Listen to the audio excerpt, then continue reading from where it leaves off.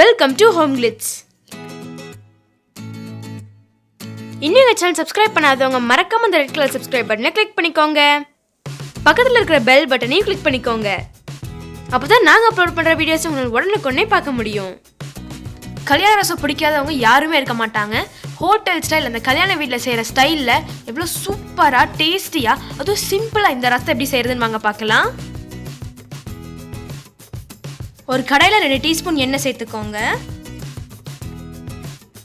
1/2 teaspoon கடுகு சேர்த்துக்கோங்க. கொஞ்சம் கருவேப்பிலை சேர்த்துக்கோங்க.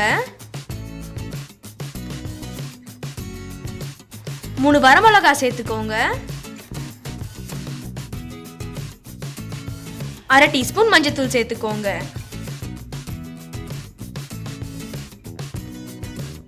இதை நல்லா மிக்ஸ் பண்ணி விட்டுக்கோங்க.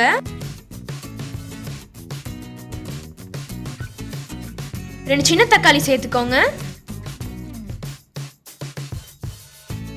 இது நல்லா வதக்கி விட்டுக்கோங்க.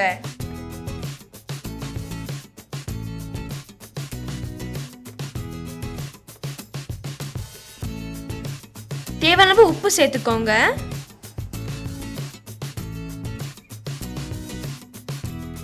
இன்னைக்கு நான் 1/2 கப் வேக வச்ச பருப்பு எடுத்திருக்கேன். இதை இப்போ நீங்க சேர்த்துக்கோங்க.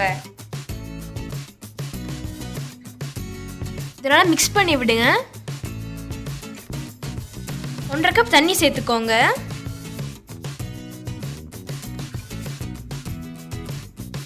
மீடியம் ஃப்ளேம்ல நல்லா கொதிக்கணும்.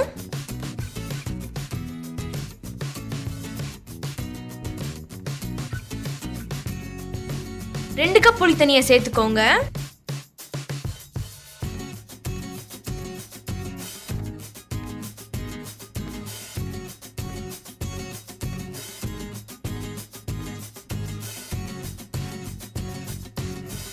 நான் இன்னைக்கு 10 பல் பூண்டு, 1 டேபிள் ஸ்பூன் சீரகம், 1 டேபிள் ஸ்பூன் பெப்பர் எடுத்திருக்கேன். இது அந்த மாதிரி தட்டி வச்சிருக்கேன். ரசம் நல்லா கொதிச்சு வந்ததுக்கப்புறம் நம்ம தட்டி வச்சிருக்கிற சீரகம், பூண்டு இதெல்லாம் சேர்த்துக்கோங்க. நல்லா மிக்ஸ் பண்ணி விட்டுக்கோங்க. நம்ம நார்மலாக வீட்டில் செய்கிற ரசம் மாதிரி இல்லாமல் இந்த ரசத்தை வந்து நல்லா கொதிக்க வைக்கணும். அப்போ தான் டேஸ்ட்டு சூப்பராக இருக்கும். ஒரு கைப்பிடி அளவு கொத்தமல்லி தழை இலை சேர்த்துக்கோங்க, ஸ்டெம்மோட சேர்த்து. கடைசியா 1/4 டீஸ்பூன் பெருங்காயத்தூள் மேலே தூவி விட்டுக்கோங்க டேஸ்ட்டுக்கு. நம்மளோட கல்யாண ரசம் சூப்பராக ரெடி ஆயிடுச்சு. இவ்வளோ ஈஸியாக செஞ்சு முடிச்சிட்டோன்னு பாருங்க. நீங்கள் இந்த வீட்டுக்கு வர விருந்தாளுங்களுக்கு செஞ்சு அசத்துங்க. நீங்களும் கண்டிப்பாக இந்த ரெசிபி உங்கள் வீட்டில் ட்ரை பண்ணி பாருங்க. உங்களுக்கு இந்த வீடியோ பிடிச்சிருச்சுன்னா லைக் பண்ணுங்க, ஷேர் பண்ணுங்க, கமெண்ட் பண்ணுங்க. மறக்காம ஹோம் கிளிட்ஸ் சப்ஸ்கிரைப் பண்ணுங்க. தேங்க்யூ.